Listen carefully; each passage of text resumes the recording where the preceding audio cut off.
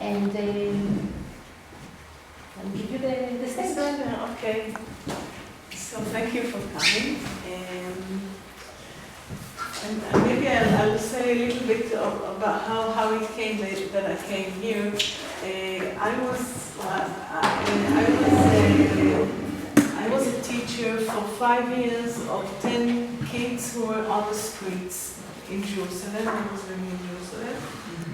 And it was the first big project of a big organization which helps Jews around the world. It's called the Joint Distribution, which is, it has now 100 years of, it has inaugurated 100 years. And this joint, they wanted to make a new project, like, how do you say, a very, very cutting edge project for keeping getting street kids back into employment or back into normative studying, which I had to give intensive care in order to help them study better, feel better, know themselves, and do many, many things that can help them.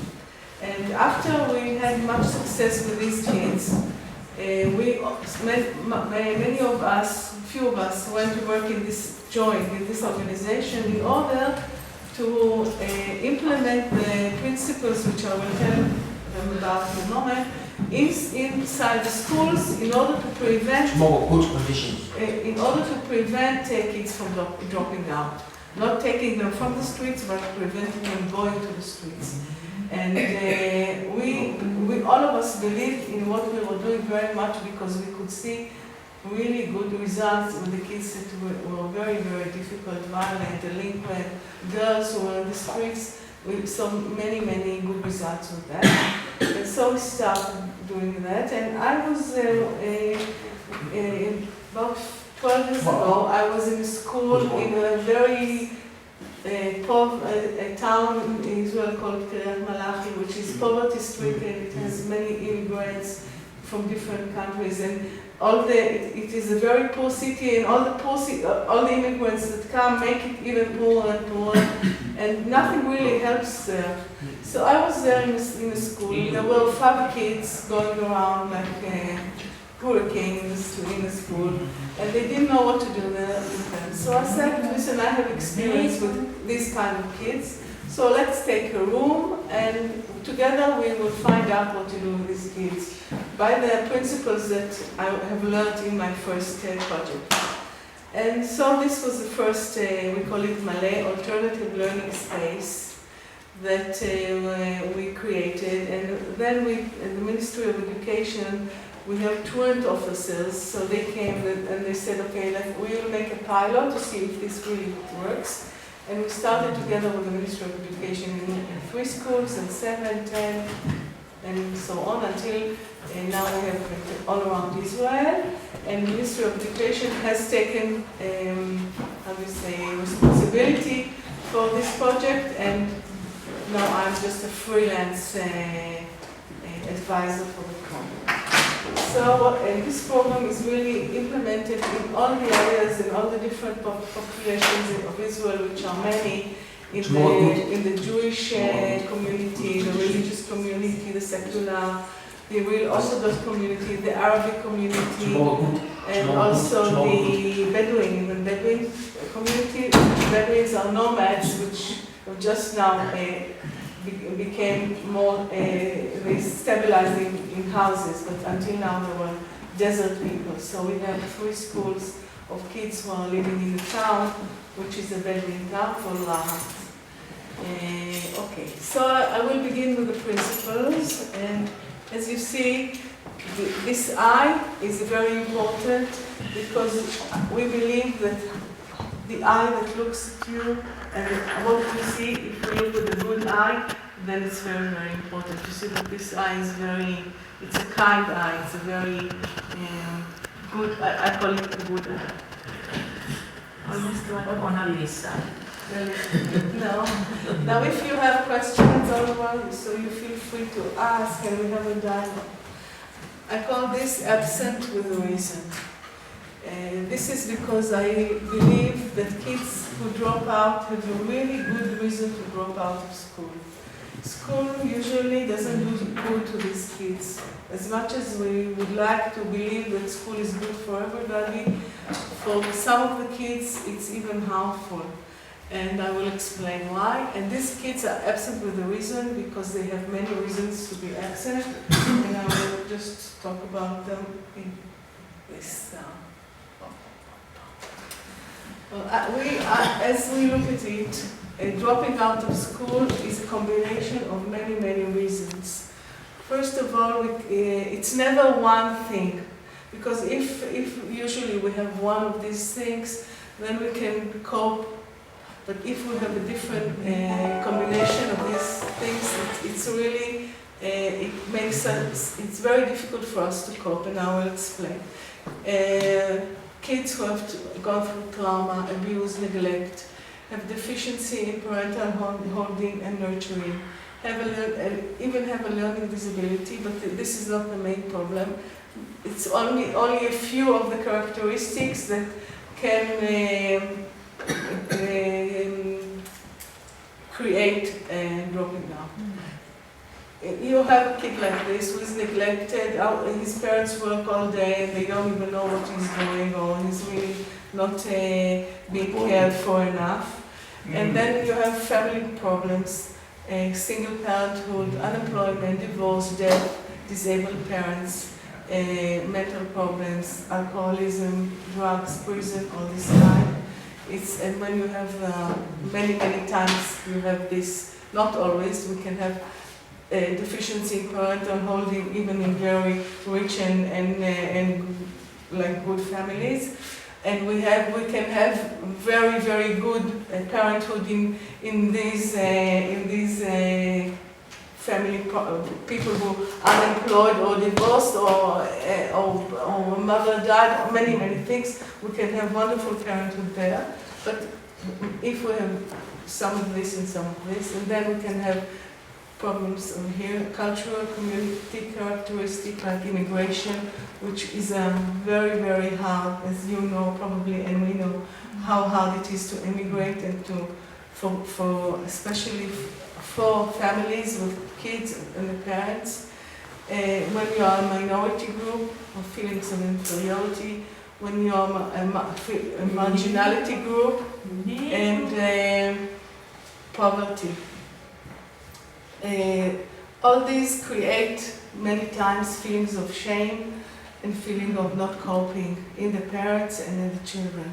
And there's also things of war, famine, violence, atmosphere of fear, stereotype, which can characterize the whole, let's say,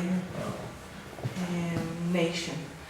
So if we have a kid who is, let's say in Israel, we have an Ethiopian population. They come, the parents don't know the language, they come from a very rural society, so the parents are not educated. They are very clever, but they are not educated. I had a very good Ethiopian friend who told me that when he was in Ethiopia, they didn't have to decide anything. They knew exactly what they were supposed to do at each age and at each time. If you were 5-year-old, you knew that at noontime you did this and this. And when you were at 7, you would go out with the goats. So your life was really very clear.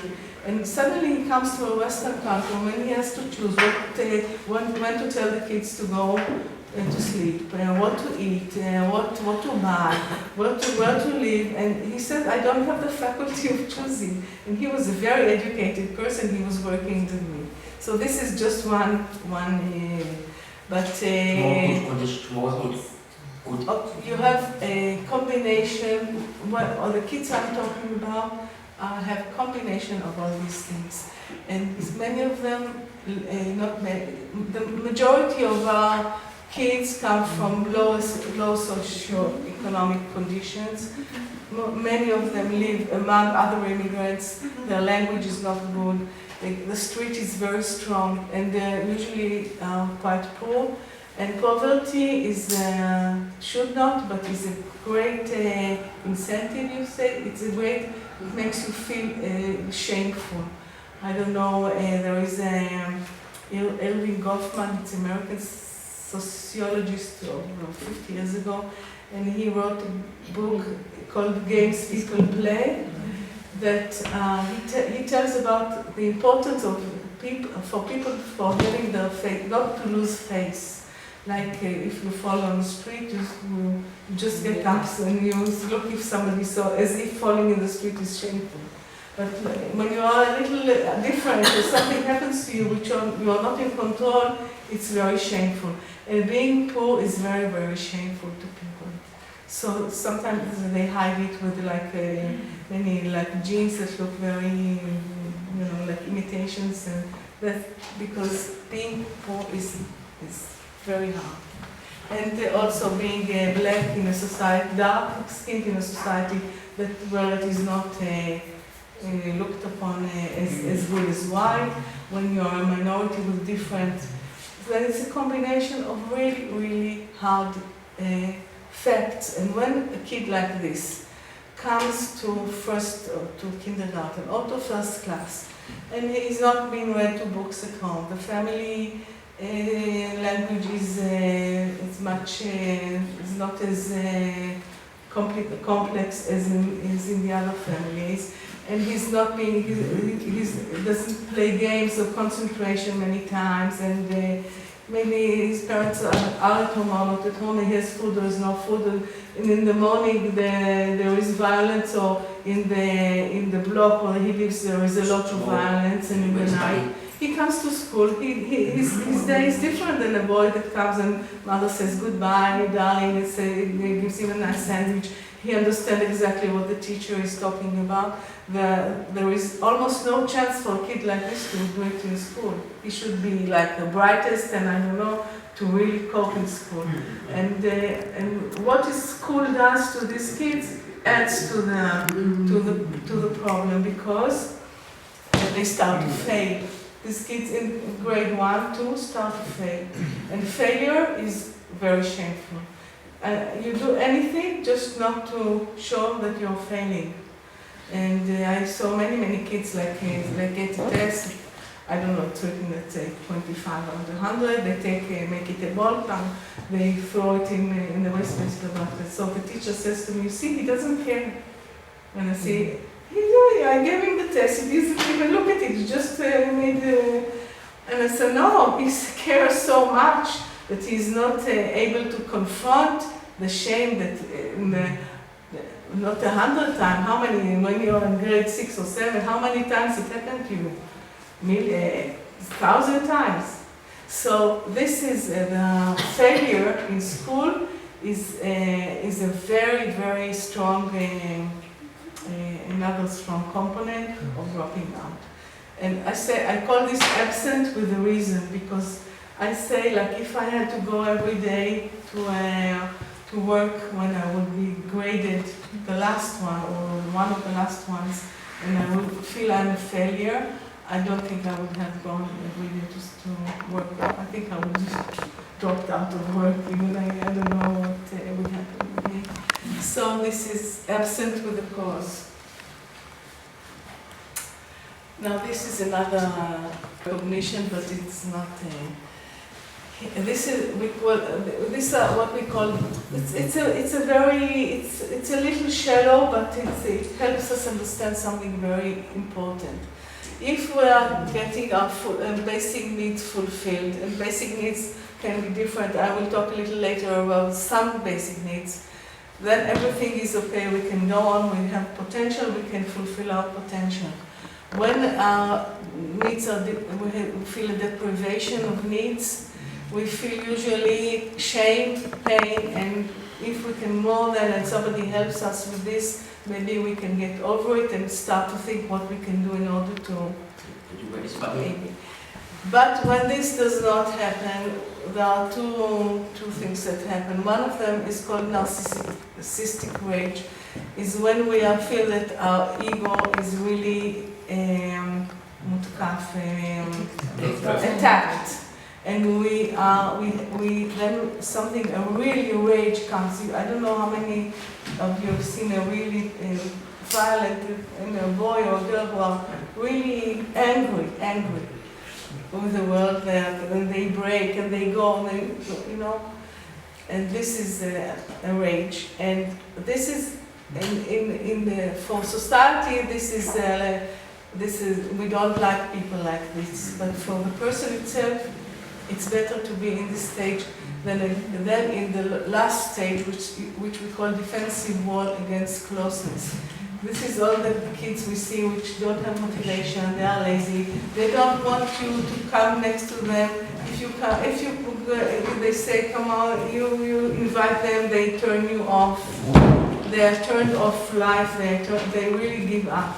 These are the kids that can commit suicide, become drug addicts and alcoholic addicts, and really have not just left off. So actually, we would not like them to make them rageful, but we would like them to go to this side back. And there is a very famous psychologist, English psychologist, psychiatrist, which is called Donald Winnicott, and he says that he has a paper that he says delinquency is a sign of hope. People who are delinquent, who are outspoken, who are crying their rage out, or they're mourning what they others have and don't have, still are crying, are still hopeful that somebody will listen to them and maybe help them. And the people who have given up this hope are really the people that we see sitting in the class, really not doing anything. And this is very important because most of the kids that I work with are the kids who are violent, delinquent, and many are in number 5. And sometimes we even don't notice them. Sometimes they are called transparent. They are transparent kids because they they are just bad. And some girls are also, we might not see them because they are less outspoken in their despair. So these are the kids that we are taking the number 4 and the number 5. These are. So if anybody has a question?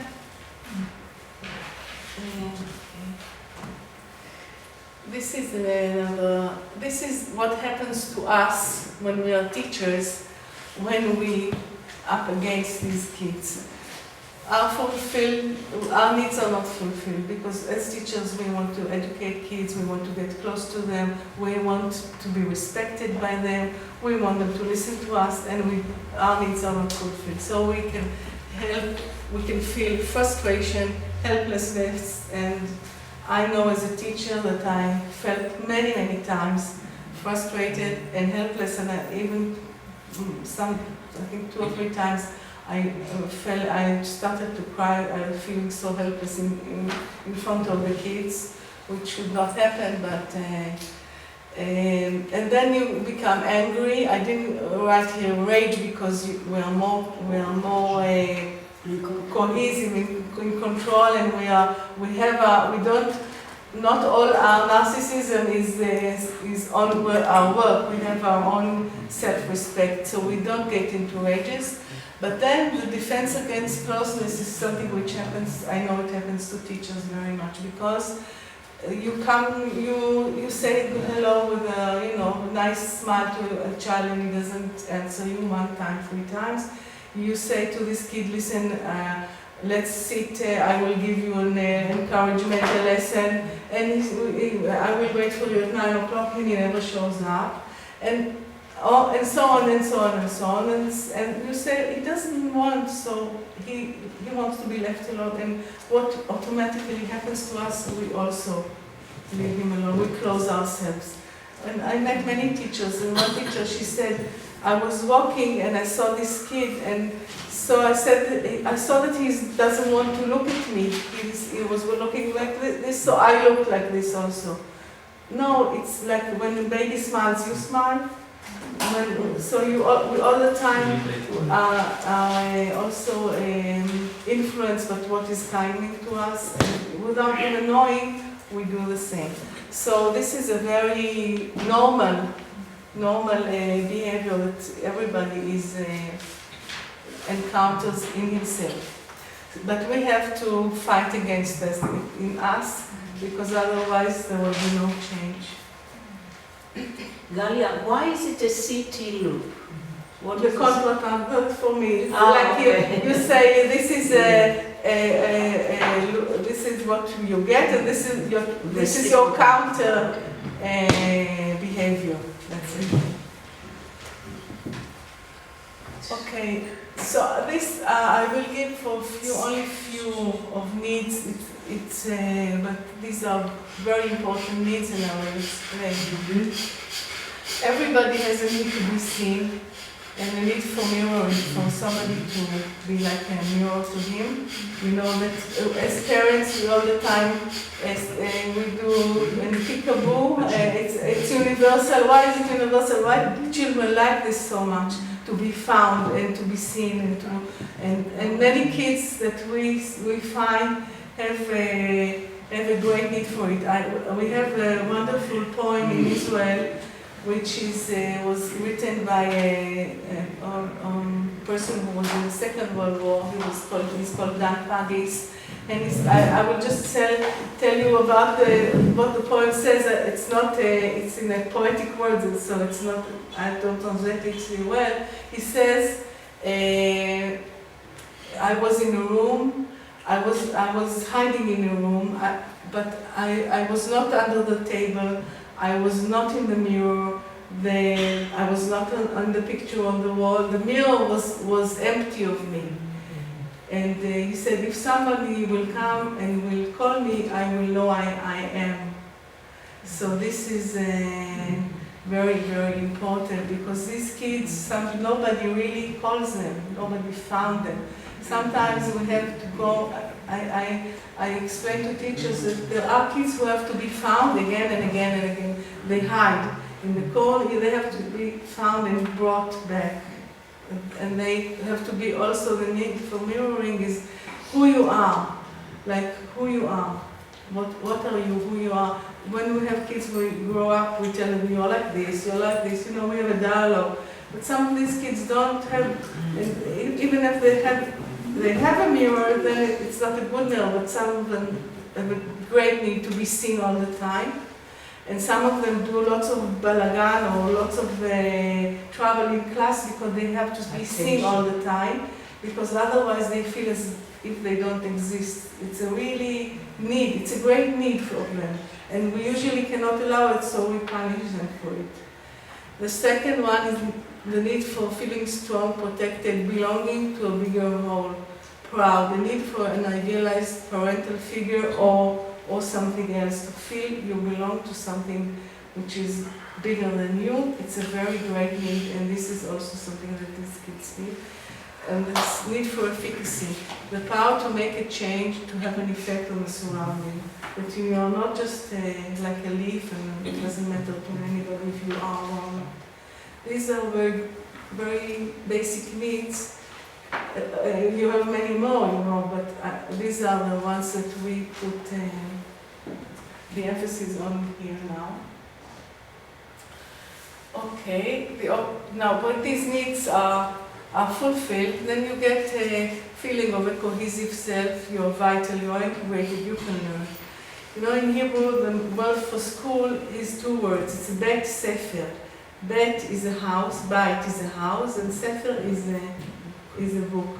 So we say first you have to, I have thought about it, but I think maybe other people say it. First you have to have a house, and then you can learn, and then you can have a book. And children who don't come with inner house in them, they don't feel they belong anywhere. It's very hard for them to really be attached and free for studying. So this is, first we have to build a home for them in school, and then we can go to study.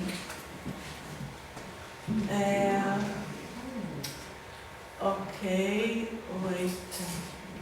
This is Donald Winnicott. It's something else that he says. He made a great impact on psychology. He said he was the first one to really say there is no such a thing as a baby.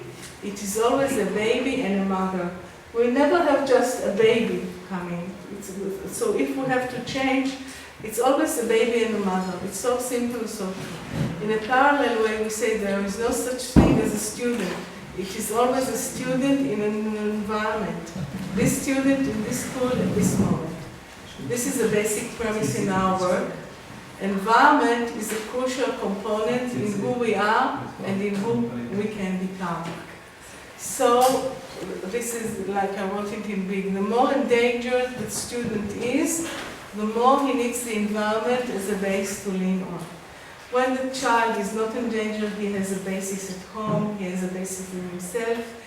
He doesn't need the environment as much as the endangered kids. And what happens is the opposite, that the environment, usually in the school and also in the streets, is more hostile to these kids because they bring hostility, so they get hostility. They bring helplessness, so they get helplessness.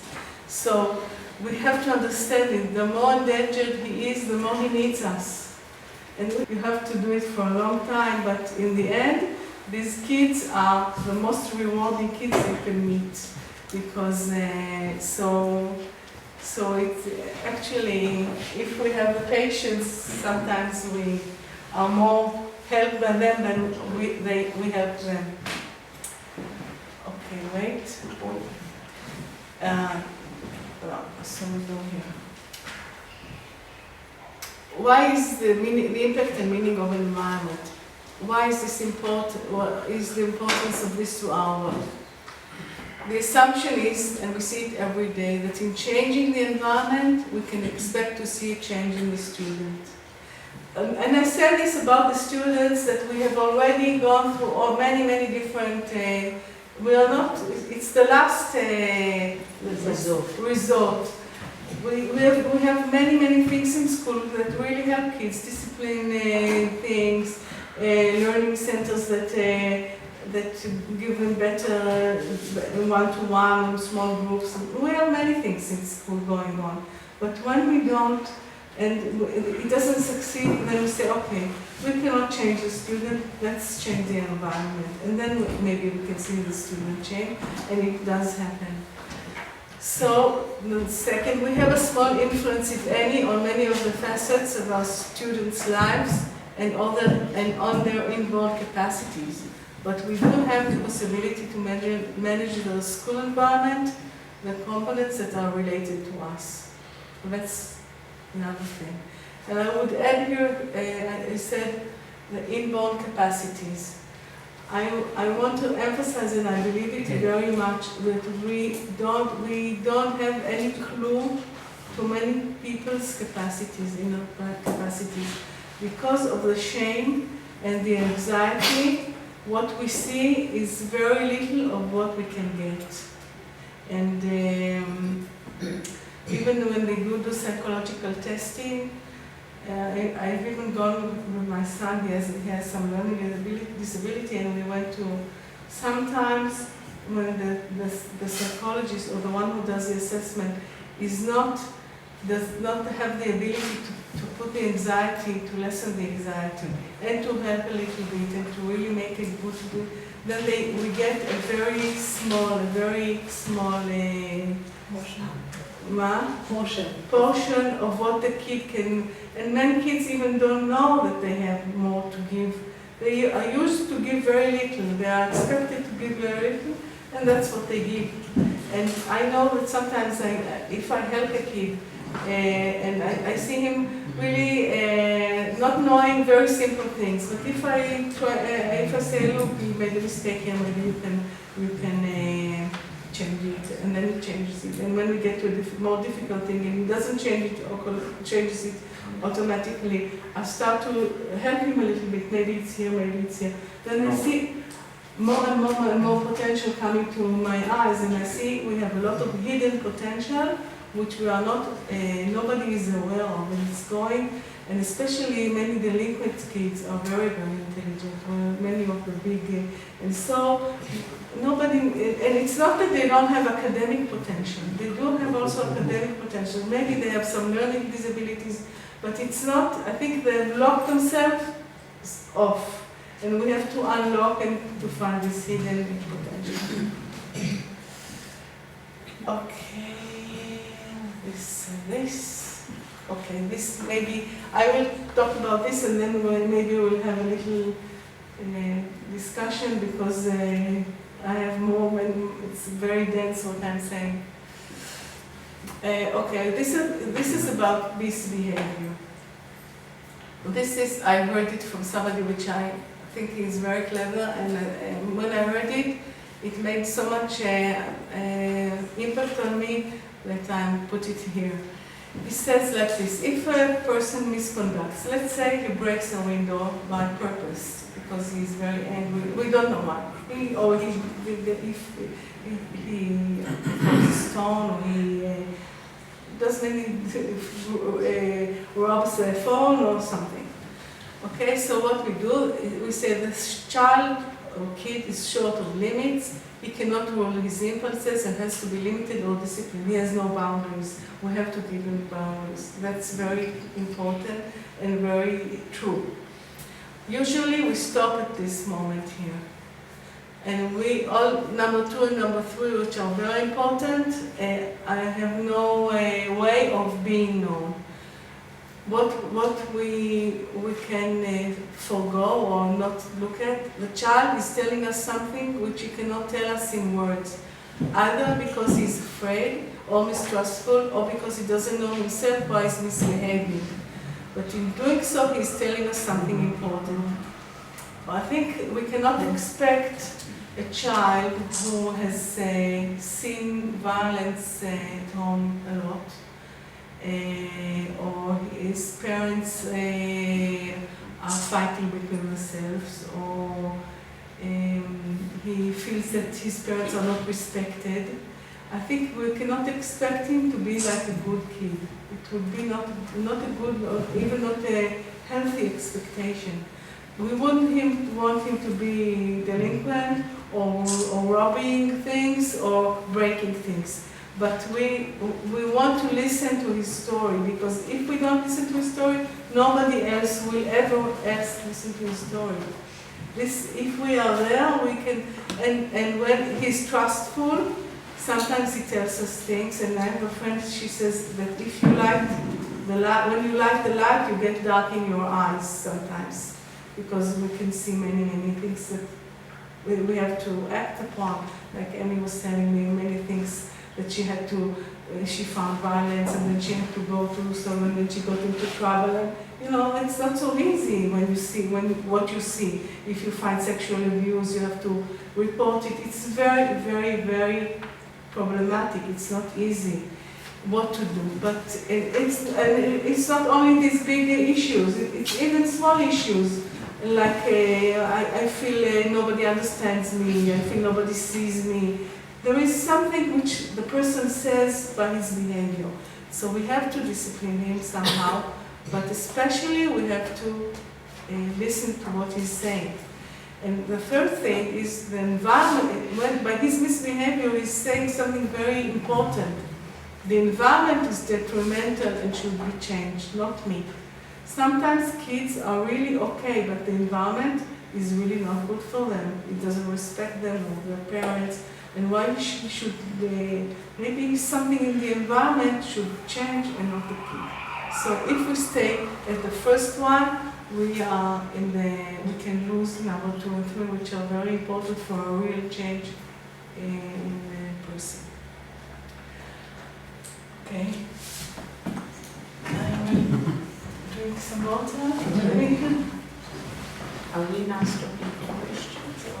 Now it's, yeah, before it has like a place that you can see it, learning computers, games, and many things.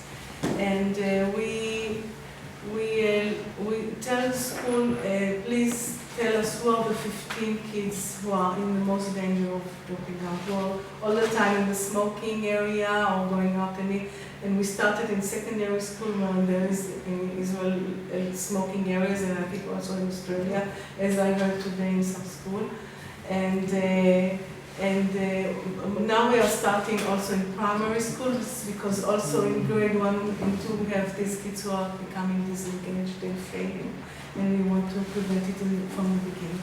So we have this room.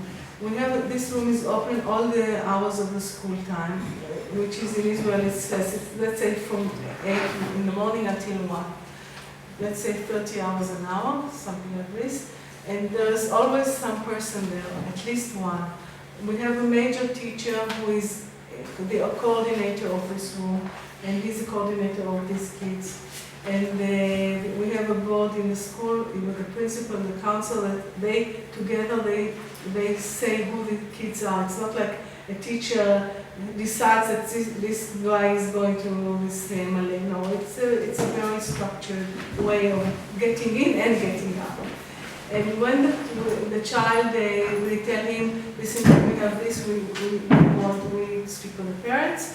And what we do there, we talk with his own school teacher and with him how many hours and what hours he would prefer to be in this room and not in the classroom.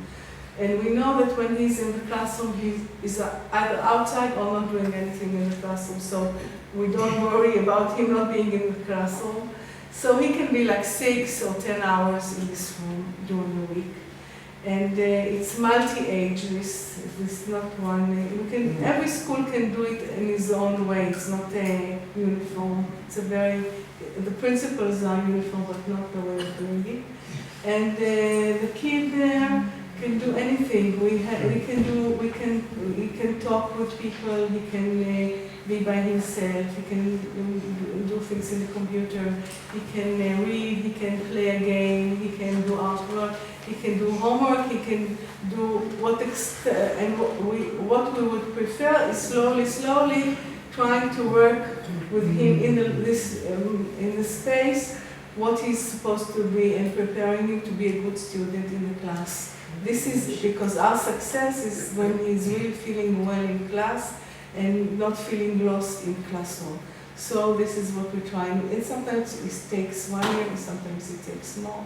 Sometimes it takes 1 year just to get him inside the program, because as I said, you say, come here, come here, come here. He says, I will come, and never comes.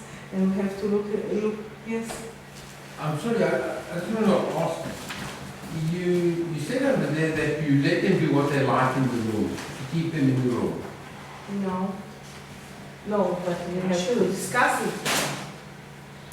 Not like do everything, okay, what we do, we have a program, this thing is very structured, like every student knows exactly in what hours he's coming and what we should be doing, but it's also very flexible. So it's negotiated environment. It's a negotiated So the child environment. negotiates. Yeah, and also when we see that sometimes he comes and he's really in a bad mood and he comes to so we say, okay, today we'll just talk or let's do something together, or maybe you want to see something in video or movie in nature, or maybe we'll read a book and do something else in the program. But we all the time we try to get them a little more school-like. This is because the success is when they are doing well in the classroom. It's not that when they are only staying, which the program, the aim of the program is to prevent them dropping out. But the more good aim is for them to feel as well as anybody that they can succeed and do well in class, in school, in anything. But we have many different ways of expressing their self-esteem or getting it. Will there be kids that will not be accepted? No. Any condition? We take the most difficult. And what happens is that the principals usually say, listen, this kid, it won't work, so let's take it, with this one we can succeed. But we say, no, this program is for the most difficult kids. And after a few months I come and the principal says, listen, we drop this kid off a program because he doesn't come, then usually I have to put a real fight, no, because this house belongs to him and not to a better student. Of course, there is maybe some, but we have to be sure that we have done everything that we could in order to get this and sometimes it takes a long time. Amy, who's sitting here, was in a mission, a delegation with two other a principal of and a social worker from Mildura. They came and we visited in different 10 schools. They could see 10 different environments. And there was one, there were two girls that I think for 1 year, they were street girls, really, 14-year-old who were doing many things in the night and not having any power to do anything in the morning. They wouldn't go into the room, they were sitting on the stairs. And she was all the time going to the stairs and inviting them. And once she just sat with them, she brought beads to make jewelry like they did. And after a few weeks, they say, okay, let's go and make beads in the room. And then slowly, you get them more involved, the more secure, because what? No, it's just total unconditional acceptance. Yes. And if, from what I understood, and nowhere near an expert, but if a kid did reoffend, then it was just part of the journey to doing better. It wasn't, oh, you reoffended, you're out. Never. You just never give up was what I learned. No, my question was relating to primarily, like No, the first time, are there any? Okay. No, And then I understand that they can just try to be back in the class, and then if they're not happy, they can go back and then come back again. So it's yes. Yes, but the teacher, we don't want it to make them try less in class, which can happen. So we all the time have to negotiate it and think what we are doing. Maybe the kid had really a bad day and he's come, not in his hours, and we say it's a problem that we are thinking about. Letting him in, or no, or saying go back. But sometimes the teacher goes with him to the class and says what happened, he wants to go back. Or sometimes if she sees that he's in the or she's in the bed, she says, okay, come and then we'll go back. I just feel that the fact that the kids know that even if they were not successful, the option for them to come back builds a lot of confidence. Yes, it does.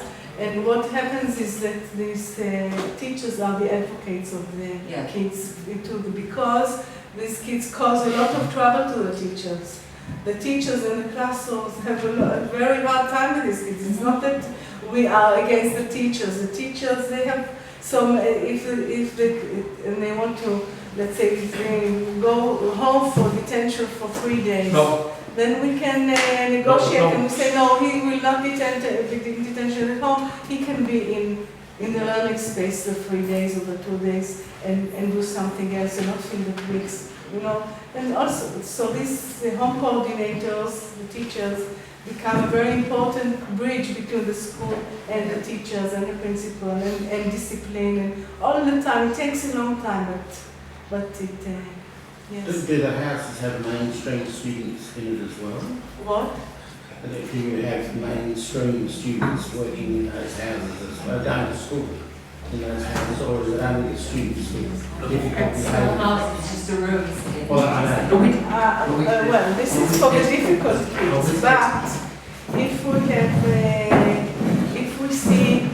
if we see that there is a place and it's a quiet room and nice room and there are some, good students who want to have a place to read and they say, can we sit here? It's always, of course, so it becomes less stigmatized because this place can be stigmatic if we don't work against stigma. And